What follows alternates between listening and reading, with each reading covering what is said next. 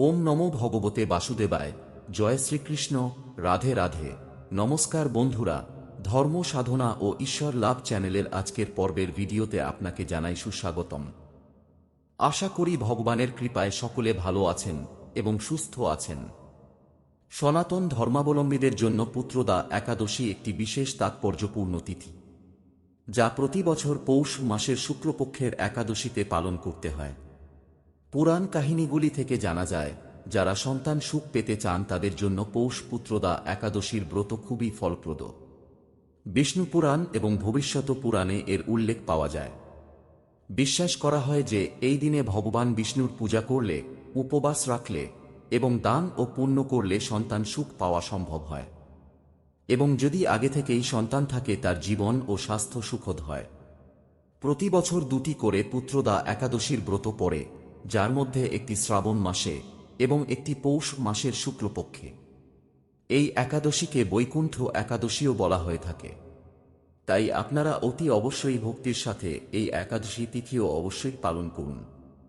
আজকের এই ভিডিওতে আমরা একাদশী পালনের সমস্ত তথ্য জানব এবং আপনার সুবিধার্থে আজকের এই ভিডিওটিকে আমরা 4টি পর্বে ভাগ করে নেব, যেখানে প্রথমে আমরা জানব এই একাদশী কবে এবং কখন পালন করতে হবে এবং পারণ বা ব্রতভঙ্গের সময়সূচি। দ্বিতীয় পর্বে জানব এই ব্রত পালনের সঠিক নিয়ম, উপবাস বিধি এবং পারণ বিধি। তৃতীয় পর্বে আমরা জানব এই একাদশী কারা পালন করতে পারবেন এবং কেন পালন করবেন, অর্থাৎ একাদশী তিথি পালনের গুরুত্ব এবং ফলাফল। এবং শেষ পর্বে আমরা আলোচনা করব এই পুত্রদা একাদশীর মাহাত্ম্য এবং ব্রতকথা প্রসঙ্গে। এছাড়া পারণ মন্ত্র, সংকল্প মন্ত্র, একাদশীতে কি কি গ্রহণ করা যাবে এবং কিছু কাজ যা একাদশীর দিন ভুলেও করা উচিত নয়, এই সব কিছু নিয়েই আমরা আজকের পর্বে আলোচনা করব। আপনাদের কাছে অনুরোধ, ভিডিওটি সম্পূর্ণ দেখবেন। প্রথমেই আমরা জেনে নেব এই একাদশী কবে এবং কখন পালন করতে হবে। 30শে ডিসেম্বর মঙ্গলবার নাকি 31শে ডিসেম্বর বুধবার, এই নিয়ে কিছুটা বিভ্রান্তি রয়েছে, কারণ পঞ্জিকাতে উভয় দিনেই একাদশী পালনের তিথি রয়েছে। স্বার্থ বা গোস্বামী মতে এবং বৈষ্ণব বা নির্বাক সম্প্রদায়ের মতে। তাহলে কবে ব্রত পালন করতে হবে? সেক্ষেত্রে বলি, আপনার গুরুদেবের সিদ্ধান্ত অনুযায়ী আপনি উভয় দিনেই উপবাস করতে পারেন। যদি আপনি শাক্তমতে বিশ্বাসী হন, তাহলে একাদশী করবেন 30শে ডিসেম্বর মঙ্গলবার এবং পালন করবেন তার পরের দিন বুধবার। আর যদি গৌড়ীয় বৈষ্ণব পরম্পরায় বিশ্বাসী হন, তাহলে একাদশী পালন করবেন 31শে ডিসেম্বর বুধবার, পালন করবেন তার পরের দিন অর্থাৎ 1 জানুয়ারি বৃহস্পতিবার। অর্থাৎ এই বছর পৌষ পুত্রদায় একাদশী মূলত দুদিনই থাকছে। আপনি নিজের সিদ্ধান্ত বা বিশ্বাস অনুযায়ী যে কোন একটি দিন ব্রত রাখতে পারেন। এবারে আসুন পালনের সঠিক সময়সূচি জেনে নেওয়া যাক। যারা মঙ্গলবার 30 তারিখে একাদশীর ব্রত রাখবেন, তারা পালন সম্পন্ন করবেন বুধবার সকাল 9:55 মধ্যে, এবং যারা বুধবার অর্থাৎ 31 তারিখে ব্রত রাখবেন, তারা পালন সম্পন্ন করবেন 1 জানুয়ারি বৃহস্পতিবার সকাল 9:48 মধ্যে।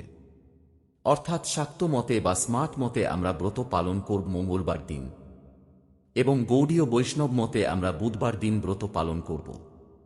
সময়সূচি নিয়ে যদি বিভ্রান্ত হন, তাহলে আমাকে কমেন্টে জিজ্ঞাসা করতে পারেন। এবারে আসুন আমরা জেনে নিই একাদশীর ব্রত আমরা সঠিক নিয়মে কিভাবে পালন করব। সেই বিষয়ে ভবিষ্যোত্তর পুরাণে পুত্রদা একাদশীর ব্রত মাহাত্ম্যে বলা হয়েছে। নিষ্ঠা সহকারে, এমনকি অনিচ্ছাকৃতভাবেও যদি কেউ এই ব্রত পালন করে, তাহলেও তার পূর্বজন্মের অর্জিত সকল পাপরাশি বিনষ্ট হয়ে যায়। একজন ঘোর পাপীও ভগবানের কৃপায় উদ্ধার হতে পারে। এটিকে শুধুমাত্র উপবাস ব্রত হিসেবে দেখবেন না। এটি হল জীবনের ব্যর্থতাকে সাফল্যের দিকে চালিত করার একটি দার্শনিক প্রক্রিয়া। শীতের এই সময়ে প্রকৃতি যখন শান্ত থাকে, তখন মানুষের মনও খুব সহজেই অন্তর্মুখী হতে পারে।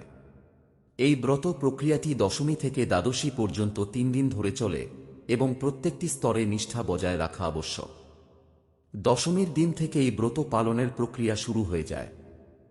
যদি সম্ভব হয়, সূর্যাস্তের পর নিরামিষ আহার বা ভগবত প্রসাদ গ্রহণ করবেন। এদিন কোনোভাবেই আমিষ খাদ্য খাবেন না। আহারের পর ভালোভাবে দন্তমার্জন করে নেবেন, যাতে একটু খাবারও দাঁতে না লেগে থাকে। এছাড়া দশমীর দিন ঠাকুর ঘর বা পূজার স্থান ভালোভাবে পরিষ্কার পরিচ্ছন্ন রাখা আবশ্যক। এরপর একাদশী দিন সকালবেলায় ঘুম থেকে উঠে স্নান পর্ব সেরে নিন। তারপর পরিষ্কার বস্ত্র পরিধান করে ঠাকুর ঘরে গিয়ে সংকল্প গ্রহণ করুন।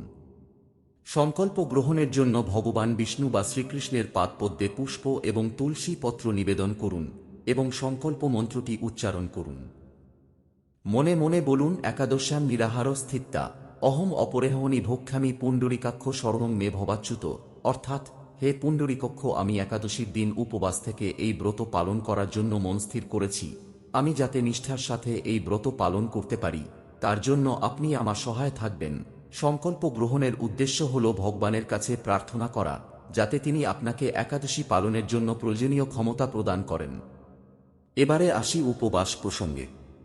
ভক্ত তার শারীরিক সক্ষমতা অনুযায়ী 3 ধরনের উপবাস পালন করতে পারেন, যার মধ্যে প্রথমটি হল নির্জলা উপবাস, অর্থাৎ পারণের আগে পর্যন্ত জল পর্যন্ত গ্রহণ না করে ব্রত পালন। এটি সর্বোত্তম পন্থা।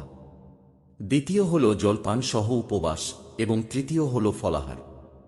সেক্ষেত্রে আপনি পর্যাপ্ত ফল, জল, দুধ, মিষ্টি, কাঠবাদাম, কাজু বাদাম, সাবু জাতীয় শস্য দানা গ্রহণ করেও এই ব্রত আপনি স্বচ্ছন্দে রাখতে পারেন। শাস্ত্রে এই পদ্ধতির কথাও বলা হয়েছে। সাধারণত অসুস্থ, বৃদ্ধ এবং শিশুদের জন্য এই নিয়মটি কার্যকরী। যেটা একেবারেই বর্জন করতে হবে তা হল পঞ্চরবিশ্ব, অর্থাৎ ভাত, রুটি, সরিষার তেল ইত্যাদি একাদশীর দিন বর্জন করতে হয়। তরি তরকারি রান্নার ক্ষেত্রে বিশুদ্ধ ঘি বা সূর্যমুখীর তেল ব্যবহার করতে পারেন। আজকের দিনে ভগবান বিষ্ণুর চিত্রপট বা বিগ্রহকে ষোড়শোপচারে অর্থাৎ 16 প্রকার উপাচারে পুজো করা উত্তম। পঞ্চামৃত অর্থাৎ দুধ, দই, মধু, ঘি এবং চিনি দিয়ে স্নান করিয়ে চন্দন, তুলসী পাতা, পুষ্প, ফল, নৈবেদ্য অর্থাৎ উপবাসের উপযোগী ফল বা মিষ্টান্ন এবং ধূপ, দীপ ইত্যাদি অর্পণ করতে হয়। তুলসী অর্পণ বা তুলসী পাতা ছাড়া বিষ্ণু পূজা অসম্পূর্ণ থাকে। কিন্তু মনে রাখবেন, এই দিনে তুলসী গাছ থেকে তুলসী পাতা চয়ন করা নিষিদ্ধ। আগের দিন অর্থাৎ দশমীর দিন এই পাতা চয়ন করে রাখতে হয়। এছাড়া একাদশী দিন তুলসী মাতাকে অবশ্যই জল নিবেদন করবেন। অনেকের মনে বিভ্রান্তি থাকে যে একাদশী দিন তুলসীকে জল নিবেদন করা যাবে কিনা, কারণ এটি মনে হতেই পারে যে জল নিবেদনের অর্থ হল জল পান করানো। যেহেতু দেবী তুলসী ও একাদশী ব্রত পালন করেন, তাই তাকে জল নিবেদন করার অর্থ হল তার ব্রত ভঙ্গ করিয়ে দেওয়া। কিন্তু আসল বিষয়টি তা নয়। তুলসীকে জল নিবেদন করার অর্থ হল স্নান সেবা দেওয়া। যেমন আমাদের প্রতিদিন স্নান করে শুদ্ধ হতে হয়, তেমনি একাদশীতেও দেবী তুলসীকে জলদান করে শুদ্ধ করতে হয়। তুলসীকে জলদানের মন্ত্রটি এইভাবে বলা হয়েছে: ওম গোবিন্দ বল্লভাম দেবীম ভক্ত চৈতন্যকারিণীম স্নাপয়ামি জগদ্ধাত্রীম কৃষ্ণ ভক্তি প্রদায়িনী। এই মন্ত্রে আমরা দেখতে পাচ্ছি স্নাপ অর্থাৎ হে তুলসী মহারানী, আপনাকে আমি স্নান সেবা প্রদান করছি। এখানে ভেবে দেখুন, এমন কোনো দিন আছে কি যেদিনকে স্নান করা নিষিদ্ধ? প্রতিদিনই স্নান করতে হয়। সেরকমই তুলসী মাতাকেও প্রতিদিনই স্নান সেবা দিতে হয়। তাই একাদশী হোক বা রবিবার হোক, বছরে 365 দিনই তুলসী মাতাকে জল নিবেদন করা আবশ্যক। এবারে আসুন ব্রতভঙ্গ বা পারণ প্রসঙ্গে জেনে নেওয়া যাক। একাদশী ব্রতের সফল সমাপ্তি ঘটে দ্বাদশীর নির্দিষ্ট সময়ে আহার গ্রহণের মাধ্যমে, যাকে আমরা পারণ বলে থাকি। একাদশী শেষ হবার পরের দিন অর্থাৎ দ্বাদশীর দিন একটি নির্দিষ্ট প্রহরে পারণ করা আবশ্যক। এই সময়ের আগে বা পরে পারণ করলে ব্রত নিষ্ফল হয়ে যায়। পারণের পূর্বে যদি সম্ভব হয় তাহলে কোনো ব্রাহ্মণ বা অভাবী ব্যক্তিকে সাধ্যমতো অন্ন, বস্ত্র বা দক্ষিণা দান করা উচিত। এরপর তুলসী পাতা এবং চরণামৃত গ্রহণ করে পারণ শুরু করতে হয়। সাত্ত্বিক নিরামিষ এবং শস্য জাতীয় খাবার যেমন ভাত বা আটা খেয়ে ব্রতভঙ্গ করা যেতে পারে। এছাড়া ভগবত প্রসাদ বা কৃষ্ণ প্রসাদ গ্রহণ করেও এই ব্রত ভঙ্গ করা যায়। প্রথমে পারণ মন্ত্রটি 3 বার উচ্চারণ করুন। তারপর পঞ্চর্বিশ্ব যে কোন একটি মুখে দিয়ে পারণ ভঙ্গ করুন। পারণ মন্ত্রটি আপনি এভাবে উচ্চারণ করতে পারেন: ও অজ্ঞান তিমিরান্ধস্য ব্রতে নানেন কেশ প্রসিদ সুমুখ নাথ জ্ঞান দৃষ্টি প্রদ ভব। যার অর্থ হল, হে কেশব, আমি আপনার কৃপাদৃষ্টিতে নিরাহারভাবে এই একাদশীর ব্রতটি পালন করেছি। কৃপাপূর্বক আমার উপর আপনার করুণাময় জ্ঞান দৃষ্টি প্রদান করুন। মনে রাখবেন, পারণের পর দ্বাদশী তিথিতেও নিরামিষ খাদ্যই গ্রহণ করবেন। এদিনও পেঁয়াজ, রসুন ইত্যাদি বর্জনীয়। এই গেল উপবাস এবং পারণের প্রক্রিয়া। এবারে আসুন জেনে নিই, একাদশীর দিন কোন 5টি কাজ করা শাস্ত্রমতে নিষিদ্ধ। আমাদের শাস্ত্রে স্পষ্ট করে বলা হয়েছে যে একাদশী তিথিতে সমস্ত পাপ অন্ন বা শস্যের মধ্যে প্রবেশ করে। তাই এই দিন চাল, গম, ময়দা, ভুট্টা, যব, মসুর ডাল, ছোলার ডাল, সরিষা ইত্যাদি খাদ্যশস্য গ্রহণে ব্রত কেবল ভঙ্গই হয় না, পাপও সঞ্চিত হয়। এদিন যেমন নিজে অন্ন গ্রহণ করা পাপ, ঠিক তেমনি অন্যকে অন্য আহার করানো পাপ। দ্বিতীয় হল নিদ্রা এবং আলস্য বর্জন। দিনের বেলায় ঘুমানো বা অতিরিক্ত আলস্যের সময় কাটানো উচিত নয়।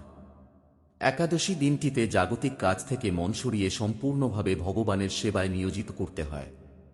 দিনের বেলায় ঘুমালে ব্রতের পূর্ণ ফল হ্রাস পায়। ভক্তের উচিত নামজপ, ধর্মীয় গ্রন্থ পাঠ এবং সৎসঙ্গে সময় কাটানো। 3 হল অন্যের নিন্দা, মিথ্যাচার এবং ক্রোধ বর্জন করা। একাদশী দিনে মনকে সম্পূর্ণভাবে পবিত্র রাখতে হয়। কারোর প্রতি ঘৃণা, বিদ্বেষ, ক্রোধ পোষণ করা, অন্যের নিন্দা করা বা মিথ্যা কথা বলা ব্রতভঙ্গের সমতুল্য। মনকে বাসনামুক্ত এবং শান্ত রাখার জন্যই এই ব্রত পালন করা হয়। তাই যে কোন প্রকার নেতিবাচক চিন্তা বা বাক্য ব্যবহার কঠোরভাবে পরিহার করতে হবে। চতুর্থ হল তামসিক খাদ্য এবং বস্তুর ব্যবহার।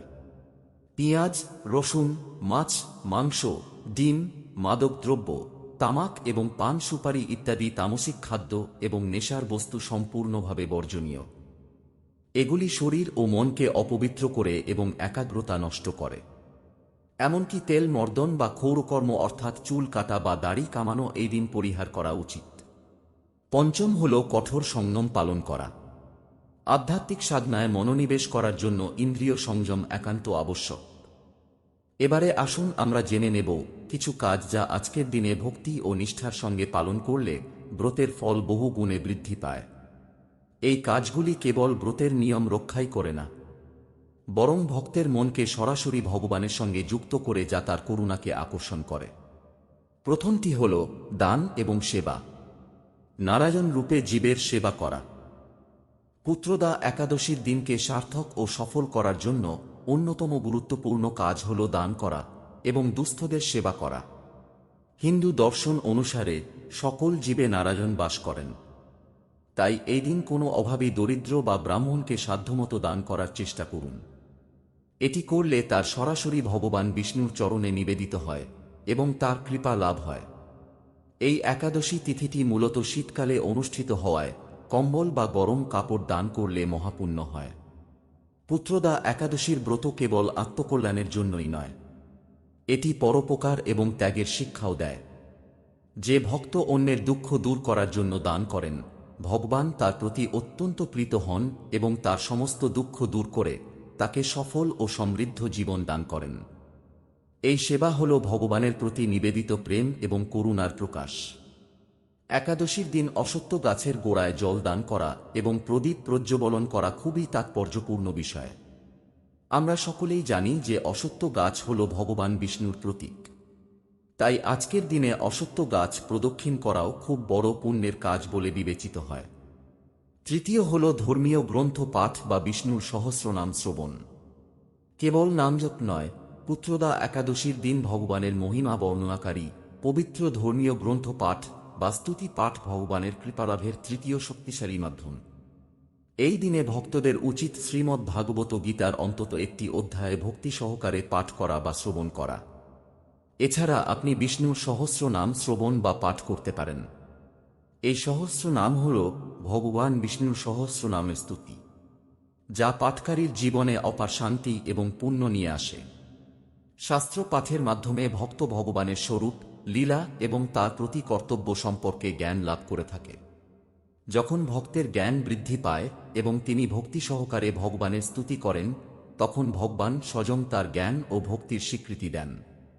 বিষ্ণুর সহস্রনাম পাঠ মনের সমস্ত মালিন্য দূর করে এবং ভক্তকে এমন ঐশ্বরিক শক্তি প্রদান করে যা তাকে জীবনের প্রতিটি ক্ষেত্রে সফল করে তোলে। তাই প্রিয় ভক্তগণ, আপনারাও এই একাদশী তিথি নিষ্ঠা এবং ভক্তি সহকারে অবশ্যই পালন করুন। পদ্মপুরাণের স্বয়ং শ্রীবিষ্ণু বলছেন, একাদশীর ব্রত ছাড়া আমার প্রিয় কিছু নেই। এই ব্রতের ফল লক্ষ যজ্ঞ, কোটি দান, হাজার তীর্থ স্নানের থেকেও শ্রেষ্ঠ। ব্রহ্ম বৈবর্ত পুরাণে উল্লেখিত যে একাদশী ব্রত পালন করে ভগবান নারায়ণ নিজের হাতে তাকে বৈকুণ্ঠে স্থান দিয়ে থাকেন। স্কন্দ পুরাণের প্রথম খণ্ডে বলা হয়েছে, একাদশী পালনে জন্ম মৃত্যুর বন্ধন চিহ্ন হয়। ভক্ত সরাসরি বিষ্ণুলোকে গমন করার অধিকারী হয়। একাদশী মানে শুধু ব্রত বা উপবাস নয়, এটি ভক্তির দিন, ভগবানের নিকটে বাস করার দিন, ভগবানকে সেবা করার দিন। এই দিনে ভগবান বিষ্ণুর নাম স্মরণ, গীতা পাঠ, জপ তপ এবং ভক্তসঙ্গ করলে কোটি গুণ ফল লাভ হয়ে থাকে। যে একাদশী পালন করে তার জীবনে ভগবানের অশেষ কৃপা বর্ষিত হয়। তাই আনন্দের সঙ্গে একাদশীর ব্রত পালন করুন এবং অন্যকে পালন করতে উৎসাহিত করুন। যদি একাদশী সংক্রান্ত কোনো প্রশ্ন বা মতামত আপনার মনে থাকে, তাহলে নিচের কমেন্ট সেকশনে আমাকে জিজ্ঞাসা করতে পারেন। আমি তার উত্তর অবশ্যই দেব। সকলে ভালো থাকুন, সুস্থ থাকুন এবং আনন্দের সঙ্গে পুত্রদা একাদশীর ব্রত পালন করতে থাকুন। জয় শ্রীকৃষ্ণ। রাধে রাধে।